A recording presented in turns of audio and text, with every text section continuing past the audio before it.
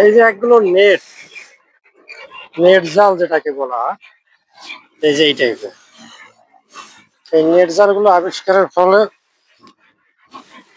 কৃষকের যে উপকার হয়েছে, যেখানে সেখানে দেখেন এখনই ধান কাটলো, এবং এটা আমরা বলি যে নাড়া বাড়ি বলা হয়। মাঠের মধ্যে নেট মেলায়, হ্যাঁ, ধান নিয়ে আসতেছে আর মাড়াই করতেছে এখানে। দেখেন নেটের মধ্যে ধানের স্তূপ হয়েছে, কোনো ধান নষ্ট হবে না, কোনো ক্ষতি হবে না। পরবর্তীতে শুধু যে খড়টা আছে খড়টা মানুষ নিয়ে যাবে। নেট এমন একটা উপকারী জিনিস হয়েছে কৃষকের জন্য।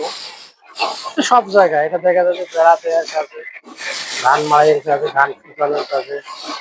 এই দেখেন কৃষক ভাইয়েরা এই যে মাড়াই করতেছে, হম, রাস্তার সাইডে যে কোনো জায়গায়।